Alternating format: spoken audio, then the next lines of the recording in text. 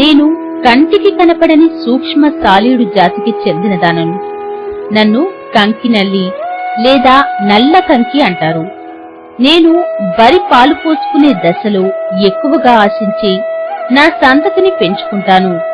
నేను వరి పొలంలో ఆకుమట్టలను ఆశించి ఆకు తొడిమల్లో ఈనెలో వృద్ధి చెందుతాను.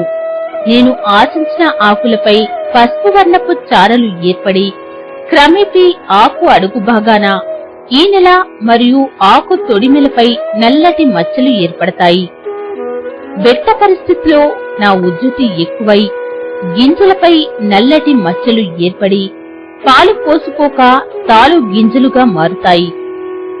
నా వల్ల మీ పంటలకు 5 నుంచి 90% వరకు నష్టం కలుగుతుంది.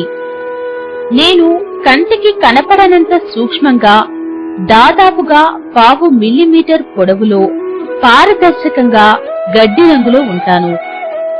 నా వెనుకటి కాళ్ళు పొడవుగా ఉండి వాటిపైన 2 ముళ్ళు ఉంటాయి. నా జీవిత చక్రంలో 3 దశలే ఉంటాయి. నా జీవితము విచిత్రంగా ఉంటుంది.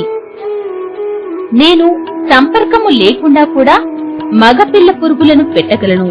తరువాత వాటితో సంపర్కముతో గ్రుడ్లను పెడతాను. నేను దాదాపుగా నా జీవిత కాలంలో 60 నుంచి 75 గ్రుడ్లను పెడతాను. నా గ్రుడ్డు దశ 1 నుంచి 2 రోజులు ఉంటుంది.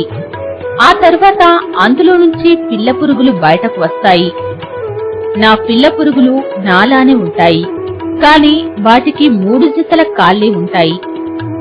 నేను ఈ దశలో 3 నుంచి 4 రోజులు ఉండి క్రమంగా 4 జతల కాళ్లను సంతరించుకొని పెద్ద పురుగునవుతాను. నా జీవిత చక్రము వాతావరణంను బట్టి 3 నుంచి 10 రోజులు ఉంటుంది.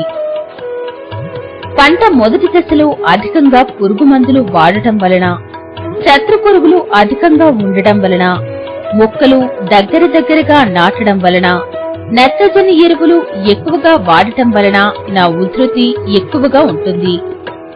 నన్ను నిర్మూలించడానికి మీరు పంట మార్పిడి చేయాలి. కోత అయిన వెంటనే పొలాన్ని కాల్చివేయాలి. లోదుక్కి చెయ్యాలి. మొక్కలను దూరంగా నాటుకోవాలి. తగినంత నత్రజని ఎరువును వాడాలి. నన్ను అదుపు చేసే మీ మిత్ర పురుగులైనటువంటి ప్రెడేటరీ నల్లులను సమర్థించాలి.